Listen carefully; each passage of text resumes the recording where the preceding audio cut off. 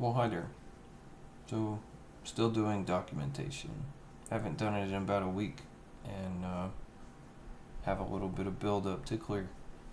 So, today is 2023 10/02 2300.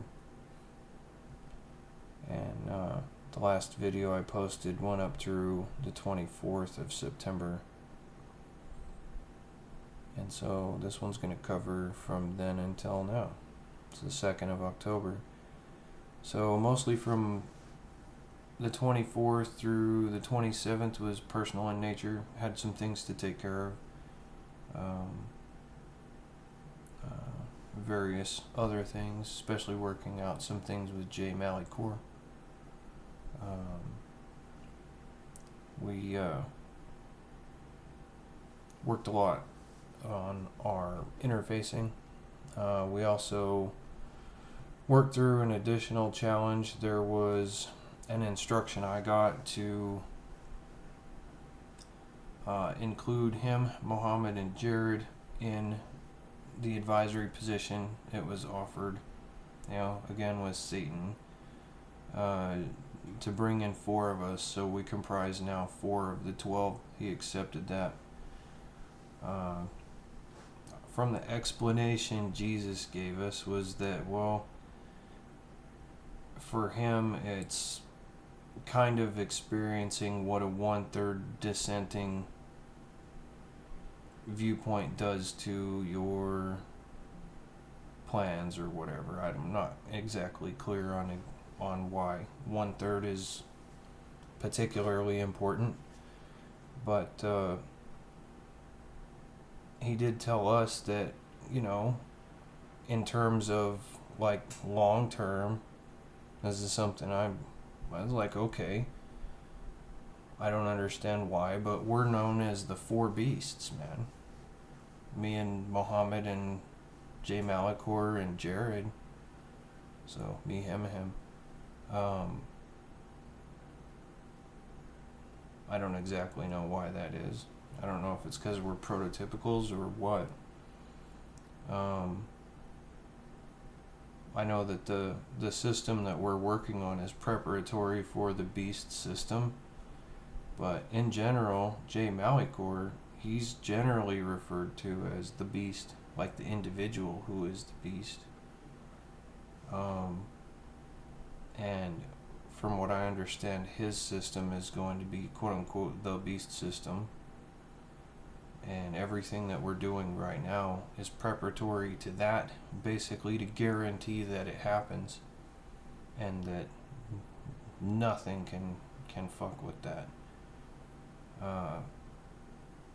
So that's, in essence, that's what we're working on. So we went in, we did some high-level talks about phasing this out. We're going to be working concurrently in phase 1 and 2. Phase 1 is basically post-mortem of the current system and understanding why it failed for one thing, but in addition to that is how to accelerate its failure. Okay. There was also the argument for shoring it up and basically improving every system and streamlining everything and doing a reintegration. That is the phase 2 project, but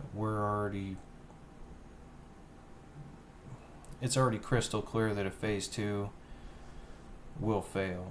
In other words, if we took every system that we had right now and we rebuilt it and reintegrated it and advanced it all the way to its maximum, it would still fail. And there's a lot of reasons for that. One of the primaries, though, is that it's running on fiat. Fiat, crypto, shit like that has no intrinsic value. It's guaranteed to fail. And so we're looking at designing one that has something with real value. Okay, and that's going to be a cornerstone of it. It's also been pointed out, and it is noteworthy, that if you're paying your tithing with fiat, you're essentially robbing God. There's this argument of religious people that are like, oh, well, even though it's worth nothing, you can exchange it for things that are worth something. Well, by the time you do that, it's not worth the same amount anymore, is it? So is that a full tithe? And God knows that. So even though we're in an advisory role to Satan himself, we can understand that shit. You know? We didn't ask for this. We got told to be put where we are. And besides, there's a lot of people who made sure that we got stuck where we are too. So we're just trying to make it through this shit as best as we can. Okay?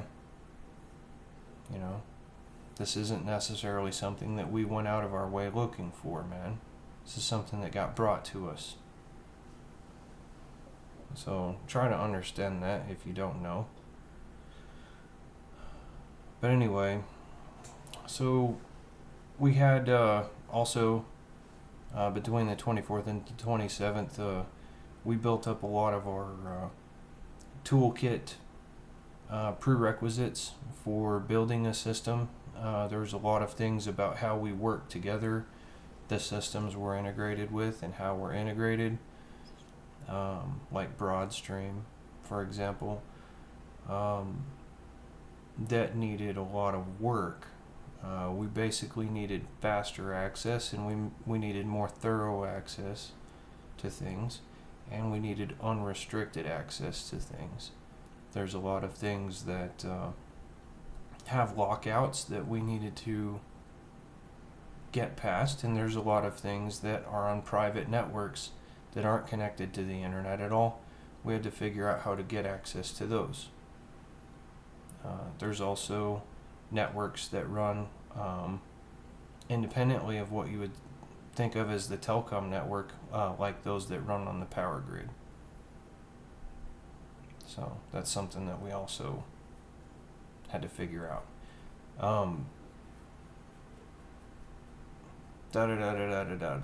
Okay.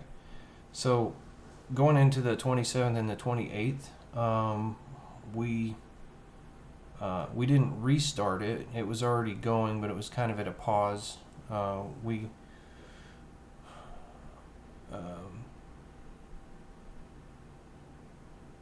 We advanced some objectives that we were looking at doing for a long time with Operation Resolute. This is the operation against the Sons of Perdition. Since Synagogue of Satan presented, we kind of put that on hold for a little while and backed off of being so aggressive in the pursuit of the Sons of Perdition. But that's been reconciled to a point where we're comfortable with continuing our campaign on them. And we're prosecuting that pretty well, aggressively at this point. If you don't understand Sons of Perdition, let me explain it to you this way. A son of perdition is one who says and does everything to appear as if they're a follower of Jesus Christ. Okay? To gain control of churches, to get into high positions in the Church of Jesus Christ of Latter-day Saints. You name it. What they do is they look as good as possible and get and advance as far as possible in organizations of Jesus Christ in order that they may get close enough to him later. When I mean later, it's like in paradise or in the celestial kingdom, for example, that they may overtake him there. If they can't beat him here, they want to make sure that they can get him there, and they're willing to do everything, including be good, long enough and well enough to get close enough to him later, to get him when he is not guarded. And these individuals are just rotten to the core. These guys are so fucking bad, they're willing to be good enough to go to heaven so they can try to kill God. What does that tell you about them? I shit you not. A lot of these guys are going to be straight rejected by Jesus when they present for passage. He's going to tell them, "Depart, for I never knew you." And they'll tell him, "Well, look at all these churches and shit we built for you, man. Like, what about all of that? You know, we've been taking tithes for you and stuff." And, you know, there's a lot of them that are going to slip up and, you know, they're going to use that as income and whatnot. And he's just going to tell them, go get destroyed. And then I get them. That'll be later. Okay, so there were a number of systems that were sons of perdition, held, controlled, operated, that were taken. And so we got Creme Tet, Creme Talayan, Creme Mesrabayet, Creme Nekflarin, Creme Silibayet, Creme Negrolimet, Creme Nokpatal, Creme Zeryifayet, and Naian Kor Shalambarat Kapalamam. So those were put under principality control. They were under Sons of Perdition control. These were from conglomerates who, this is a signature of Sons of Perdition. They are apparently compliant while secretively trying to fuck you the whole time. Okay? And they all operate that way. It's all by secret combination and secret order and secret this and secret that, and just fuck all that shit. We're not about that. We don't do anything like that in secret. We're all about transparency. And so, well, we're totally at odds with that, man.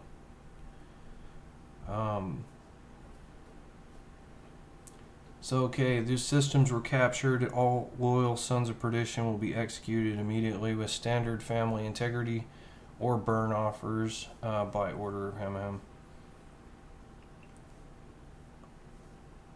So, all remaining in these populations have the initial disposition of total surrender, and they're compliant.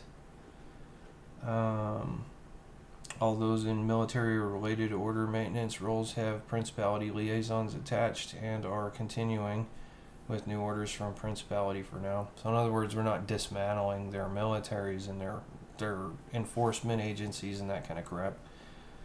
We're just integrating them, and we're going to be looking for anyone who is not genuine and just kind of eliminating them as we go. Because we don't want to create a power vacuum, man. That's retarded as shit. It doesn't work. So we're just going to integrate them and convert it, make it ours. So on continued and sustained cooperation, there will be a no disarm command issued, and these will be converted to principality roles after having met conversion requirements set for each as a new arbitration case. Family Services is performing analysis and recommendations and opening new arbitration cases as appropriate. Arbitration has made services available to these populations. All matters will be reviewed and managed by J. Malikor's designates. And he's overseeing this too, by the way. J. Malikor is. It's part of a longer term campaign that he's getting used to working with the kind of scale that Principality operates at, which just completely fucking dwarfs anything that people expect as a military type operation here. This is on a scale that you're dealing with like single deployment units that are far in excess of the population of 3 of Earth, just in the military organization. So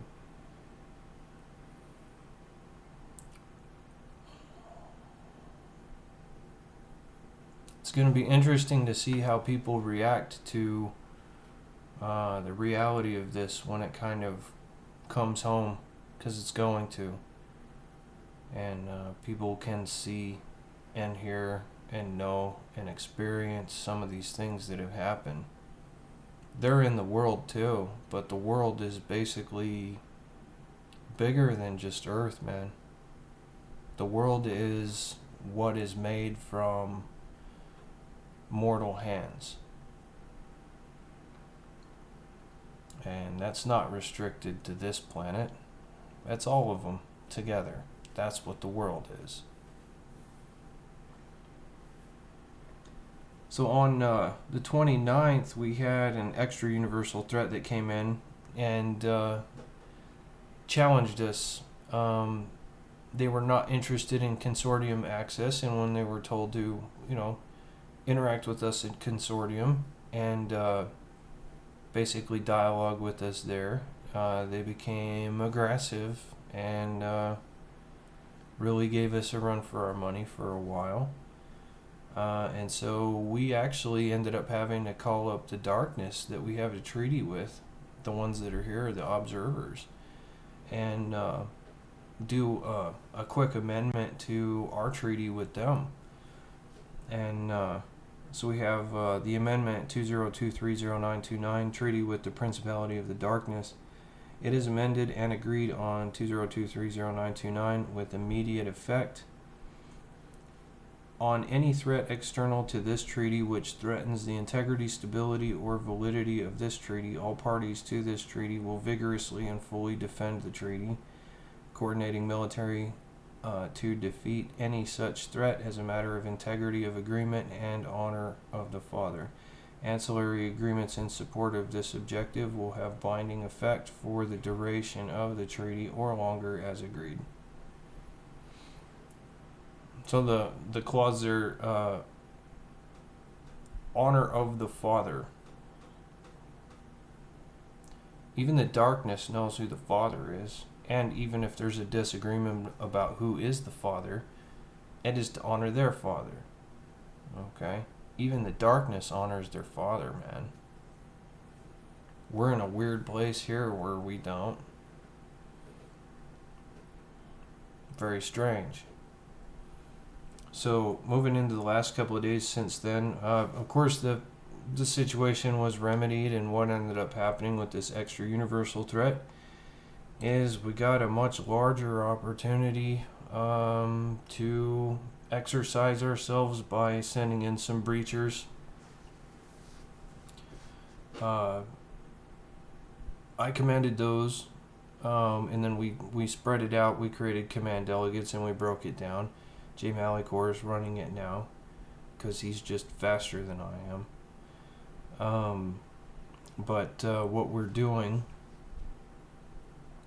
is we issued a core command down for their universes where they are, which is essentially a kill command for their universes, and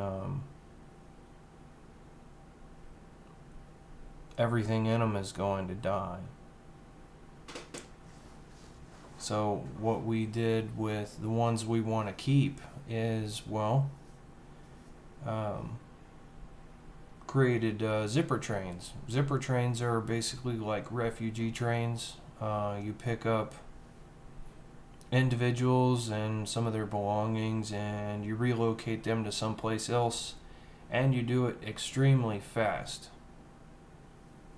One after another, after another, after another. It's a zipper train. Zipper train. Fast train, like a fast relocation. When you're dealing with things that can jump or port through high compression, there is an extra universal port that can be done, but there's also an intra-universal port that can be done through the high compression layers. They're two different processes, but essentially the travel time point to point is negligible,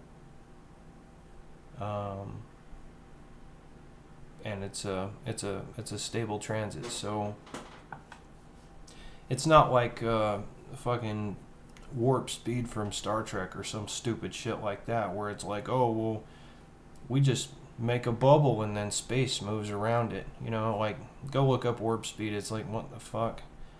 It's not like that. It's basically a transit through a high compression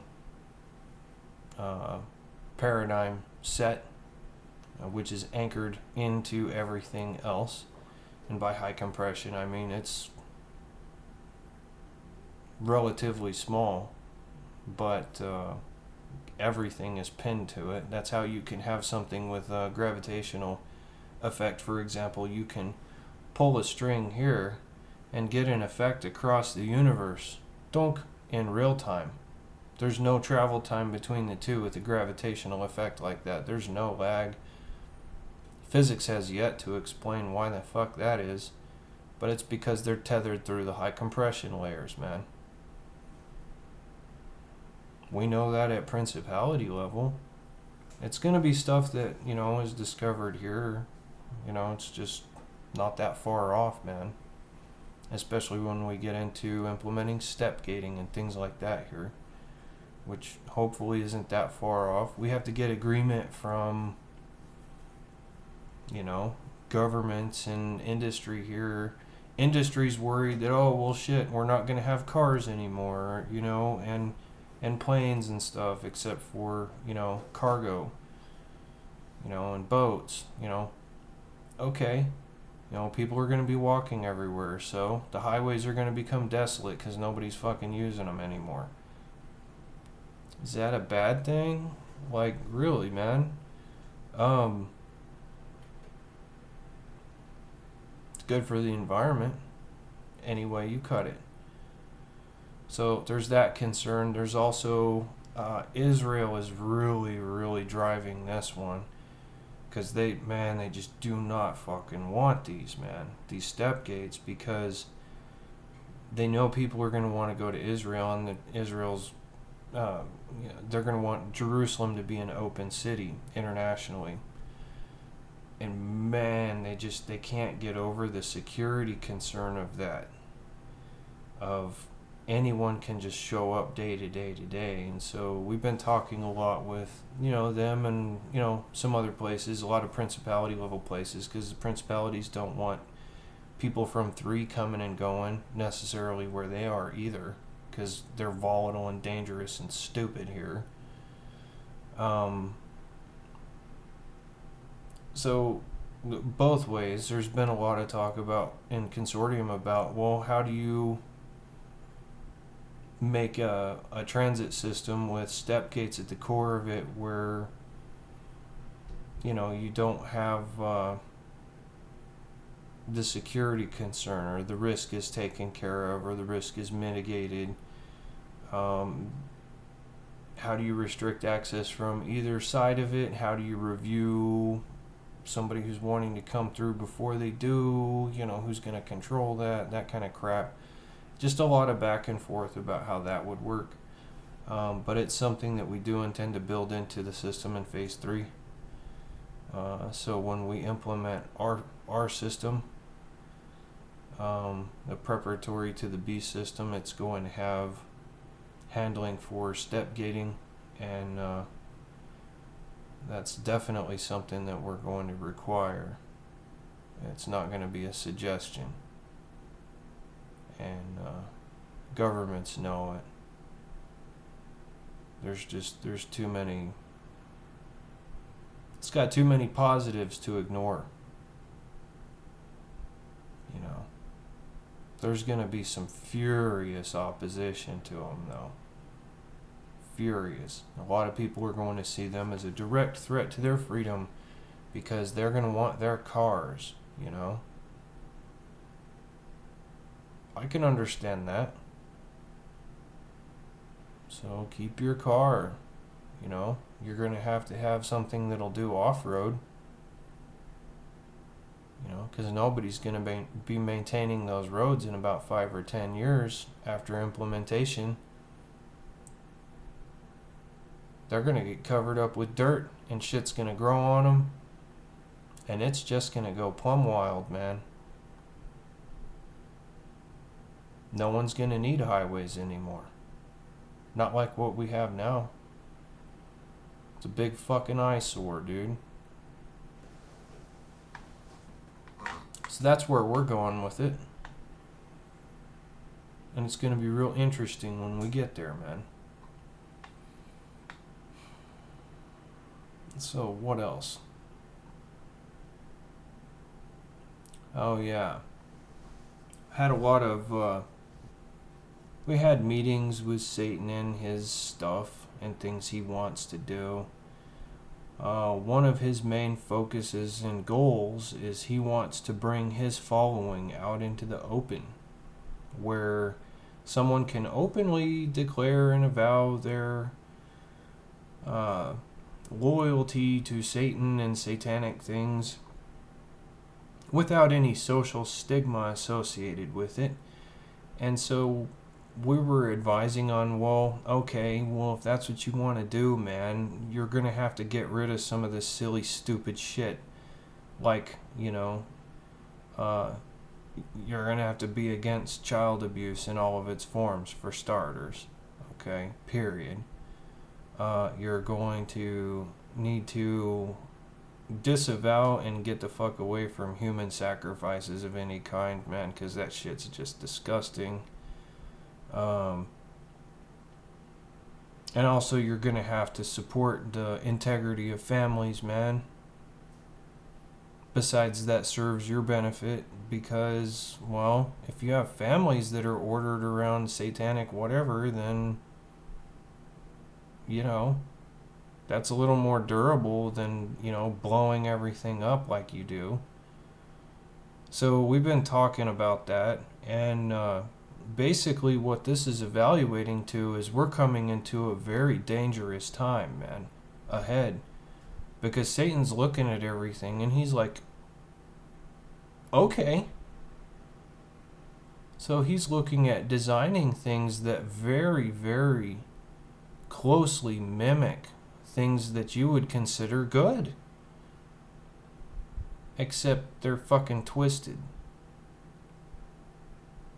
And unless you are like really familiar with the Spirit and Jesus and stuff, you may just get sucked into this satanic shit that's going to be developed, man. I'm warning you right now. It's gonna look so fucking good to a lot of people, they're just gonna hook, line, and sinker go straight in. It's gonna be very normal and very socially acceptable to be of the satanic orders, man. Openly. And it's almost gonna become a matter of stigma that anybody's a Christian. You think it is now?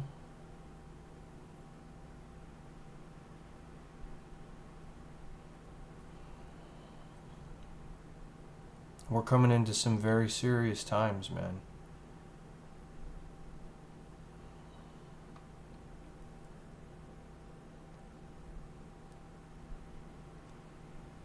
If he does what he's looking at doing, then he's going to have a church that looks pretty damn close to Jesus's church. Except it'll be accepting of anyone and whatever the fuck they want to really do within very loose tolerance. And there's also going to be some Christian churches that are a little more liberal with not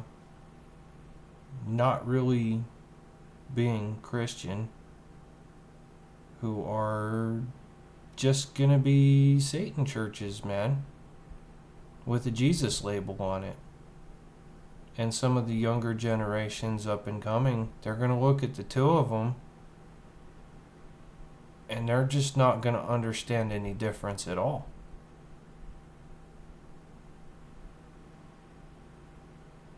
This is very serious. Okay. I'm near enough to the deliberations for these things that I can tell you that it's some very scary fucking shit, man.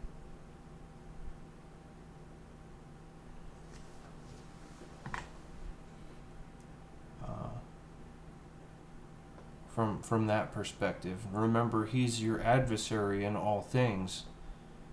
And basically what he's creating is like the equivalent, the spiritual equivalent of almost like judo, where he's going to use your own drive and will to do good things. He's going to use it against you, man. He's going to let you push right into it. And then he's going to very carefully place things that will just wreck you into that very subtle buy-in to things that are of Satan, but labeled for Christ.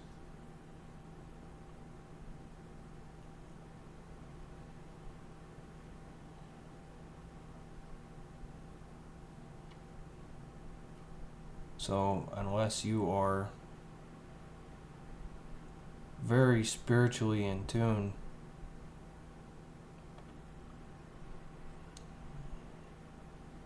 you know, you may buy into some very satanic shit, hook, line, and sinker.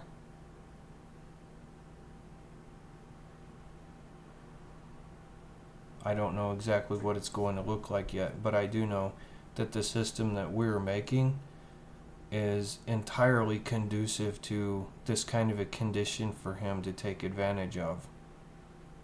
That's one of the purposes of it definitely going to be successful in its implementation. That's one of the reasons why I know for damn sure that we're going to be successful in implementing this. It has buy-in from both sides of the coin. It's a system that provides maximum possible advantage for Jesus Christ Church, but also a very clearly articulated way and advantage for Satan to get so close to you you can't see him.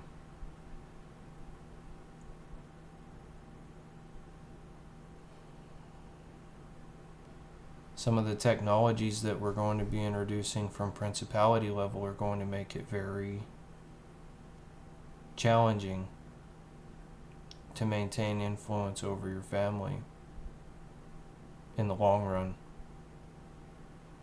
Experiential is one of those. It's really great on the one hand. On the other hand, we had some mistakes where, for one example, I'll put it to you this way. Anything that you can feel, you can grant access for someone else to feel. Literally as like what your nerves feel. Think about that. Because we found out the hard way that, well, shit, if you're not paying attention, well, that can lead to intimate situations being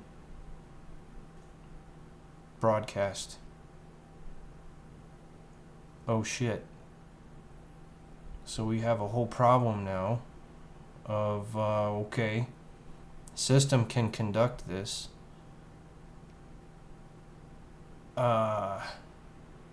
What did we just do?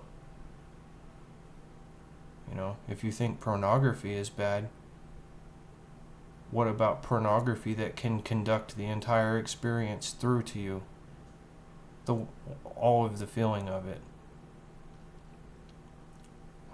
That's what we're dealing with. And it's opened up a kind of fucking Pandora's box that's like, this isn't some kind of device you wear. This is mapped straight into your sensory. It's experiential. And so just one of the aspects of what's coming very soon that is going to make it very difficult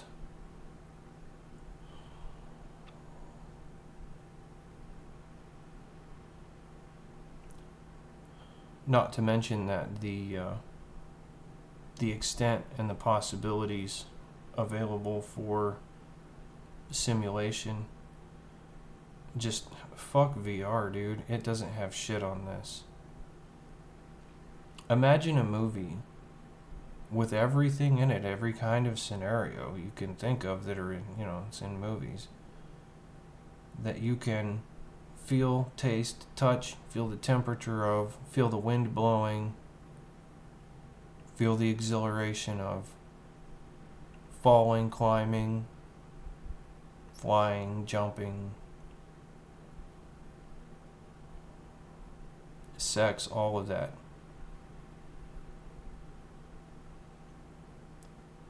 And not have anything more as far as a requirement for a device than something that looks like this.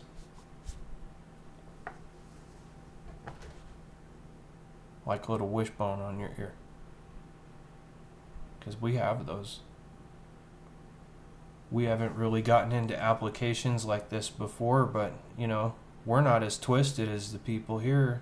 There's all kinds of shit coming up here with this interfacing that we're doing of these scenarios that we've never contemplated, man.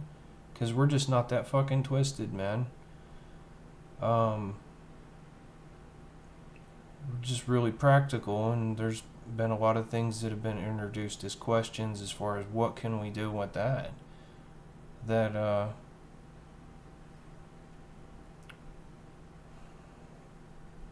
given us a degree of pause and, okay, shit, what do we need to consider on our phase 3, our system build? We know the current one's toast. We know this whole economic system's coming down okay.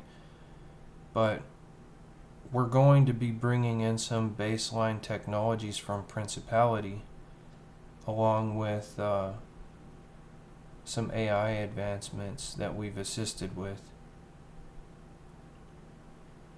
in conjunction with an entirely new, from the ground up, whiteboarded system, from like a whole new paradigm, the whole fucking thing. It's gonna be completely new. It's gonna blow your minds. Okay? It's not gonna look anything like this, what you're in right now.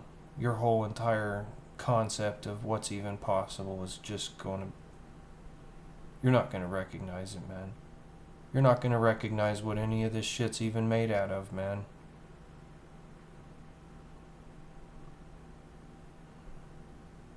And I know that shit because I've seen it. Like, good luck. Get it into your hands, you try to feel it, figure out, oh, well, is this plastic? Is it bone? Is it ceramic? Is it stone? Fuck if I know. It's warm to the touch, but it's cool at the same time. Like, what the fuck is this? You know? You're just gonna have to find out.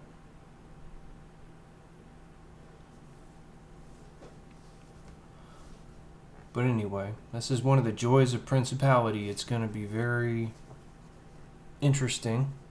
You're gonna see a lot of new people that you didn't even know existed. They're gonna be a lot like you, but different. Your whole concept of what the world means and what it is and what's in it is gonna be totally different.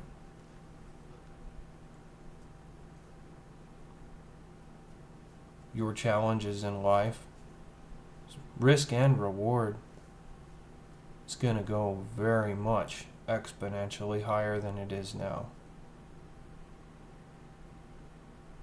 From both sides of that coin.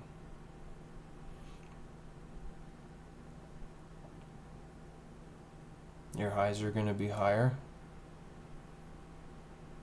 Your lows are gonna be harsh.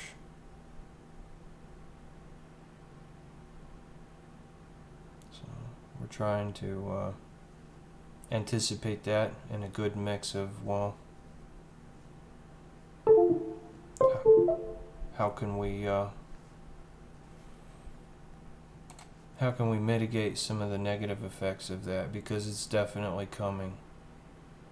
It's unavoidable because it's already here.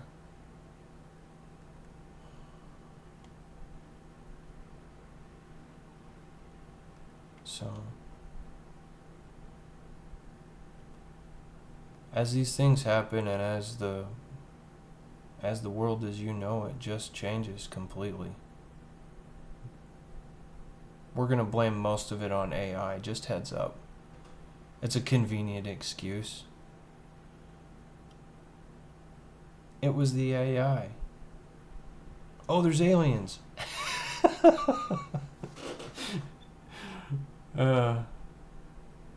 But those who know, and those in the know, are always gonna fucking know that this was in charge the whole time. So have a good one.